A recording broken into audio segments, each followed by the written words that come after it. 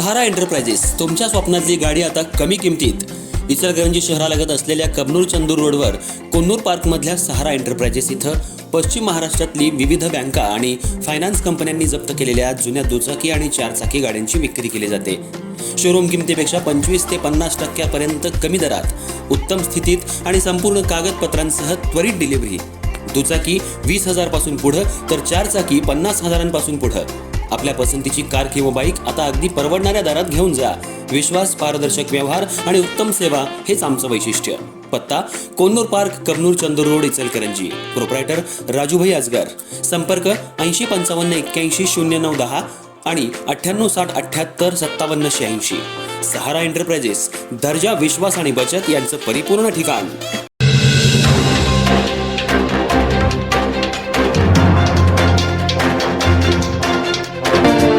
इचलकरंजी महानगरपालिकेच्या वतीनं शहरात येत्या 15 ऑगस्टपासून इलेक्ट्रिक ई बस सेवा सुरू करण्याची तयारी अंतिम टप्प्यात आली आहे.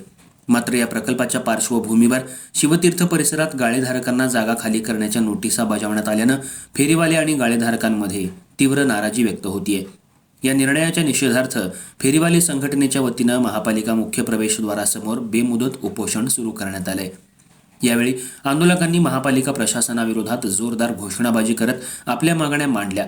पुनर्वसनाचा हक्क द्या, परवाना द्या, जगण्याचा हक्क द्या, दादागिरी नाही चलेगी, अशा घोषणांनी महापालिका परिसर दणाणून गेला.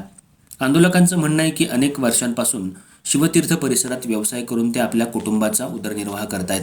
कोणताही पर्याप्त पर्याय किंवा पुनर्वसनाची व्यवस्था न करता गाळे हटवण्याच्या नोटिसा देणं अन्यायकारक असून त्यामुळे अनेक कुटुंबांवर उपासमारीची वेळ येणार आहे.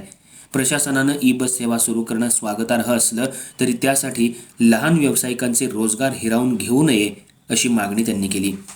फेरीवाली संघटनेनं प्रशासनाकडं गाळेधारकांचं योग्य पुनर्वसन, कायदेशीर परवाने आणि पर्यायी जागा उपलब्ध करून देण्याची मागणी केली आहे. जोपर्यंत या मागण्या मान्य होत नाहीत तोपर्यंत बेमुदत उपोषण सुरूच ठेवण्याचा इशाराही आंदोलकांनी दिलाय. दरम्यान ई बस प्रकल्पामुळे शहराच्या सार्वजनिक वाहतूक व्यवस्थेत मोठा बदल अपेक्षित असला तरी विकास कामांसोबत छोट्या व्यावसायिकांच्या रोजगाराचाही विचार करावा अशी भूमिका आंदोलकांनी मांडली. या आंदोलनामुळे महापालिका प्रशासनाची भूमिका काय असेल आणि गाळेधारकांच्या पुनर्वसनाबाबत कोणता निर्णय घेतला जाणार याकडे मात्र शहरवासियांचं लक्ष लागलंय.